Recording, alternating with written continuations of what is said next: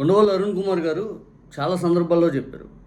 చంద్రబాబు నాయుడు గారు అధికారంలో ఉన్నప్పుడు చెప్పే కంపెనీల పెట్టుబడులు ఇన్ని లక్షల కోట్లు వచ్చినాయి, అన్ని లక్షల కోట్లు వచ్చినాయి, అన్ని వచ్చినాయి, ఇన్ని వచ్చినాయి అని చెప్తా ఉంటారు. నిజంగా కానీ వస్తే ప్రపంచంలో ఉన్న అన్ని కంపెనీలు కూడా ఆంధ్రప్రదేశ్లోనే ఉంటాయి అని చెప్పి ఉండవల్లి అరుణ్ కుమార్ గారు ఒక సెటరికల్గా ఒక మాట అన్నారు.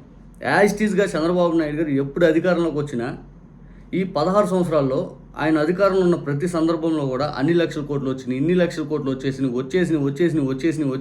ఇంకా ప్రపంచంలో ఎవడూ తేలేదు, మేము ఇన్ని తెచ్చాము అన్ని తెచ్చాము అని చెప్పి ఆడబడితే చెప్తా ఉంటారు. రియాలిటీ మాట్లాడితే ఈ 2 సంవత్సరాల్లో చంద్రబాబు నాయుడు గారు గతంలో జగన్ గారు చేసిన శంకుస్థాపనలో మళ్ళీ ఈయన ముద్ర వేసుకొని శంకుస్థాపన చేసే ప్రయత్నం చేశారు తప్పితే ఎక్కడ కూడా కొత్త కంపెనీలు తెచ్చిన దాఖలాలు. అన్ని జగన్ గారి హయాంలో ఎంఓఈలు, అన్ని జగన్ గారి హయాంలో శంకుస్థాపన చేసినాయి, అన్ని జగన్ గారి హయాంలో ప్రారంభోత్సవాలు చేసినాయి. ఈయన మళ్ళీ ప్రారంభోత్సవాల పేరిట హంగామా చేయడం. నిన్న వైఎస్ఆర్ కాంగ్రెస్ పార్టీ ఎంపీ మిథున్ రెడ్డి గారు పార్లమెంట్లో ఒక క్వశ్చన్ అడిగారు.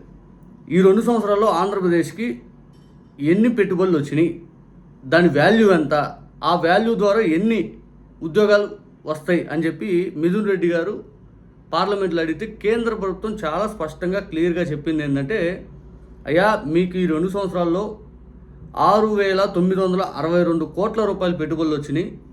ఈ 6,962 కోట్ల రూపాయల పెట్టుబడులు కేవలం 10 కంపెనీలు కొత్తగా చేసుకున్నారు. వాళ్ళు ఎంఓఈలు 10 కంపెనీలు.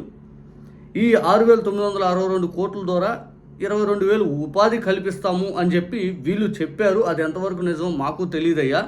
టోటల్గా అయితే 10 కంపెనీల్లో 2 కంపెనీలు అయితే కంప్లీట్ అయ్యే ప్రాసెస్లో ఉన్నాయి, మిగిలినవి అయితే ఇంకా ఇంతవరకు గ్రౌండెడ్ కాలేదు, కన్స్ట్రక్షన్ ప్రాసెస్లోనే ఇంకా ఉంది, ప్రోగ్రెస్లో ఉంది అని చెప్పి వీళ్ళైతే చెప్పడం జరిగింది. మరి చంద్రబాబు నాయుడు గారు 23 లక్షల కోట్ల పెట్టుబడులు వచ్చినాయి, 25 లక్షల ఉద్యోగాలు కల్పిస్తున్నాము, దావోస్ వెళ్ళాము, సింగపూర్ వెళ్ళాము, విదేశాల్లో మా కుమారుడు అన్నీ తిరుగుతూ ఉన్నాడు, అమెరికా తిరిగాడు, అటు తిరిగాడు, ఇటు తిరిగాడు, అల్లడి తిరిగాడు, అన్నీ చెబుతూ ఉన్నారు.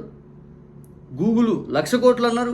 అసలు ఆ గూగుల్ అనేది అదానీ డేటా సెంటర్ వాళ్ళు, జగన్ గారి హయాంలో వచ్చిందే అదానీ డేటా సెంటర్. ఆ గూగుల్ అనేది కొలాబరేషన్ అనేది అదానీతోటి, గవర్నమెంట్తో కాదు. వీళ్ళు గూగుల్తో చేసుకుని ఎంఓఈ చెప్పమని చూపించారు. మళ్ళీ ఇది జగన్ గారి హయాంలో వచ్చింది.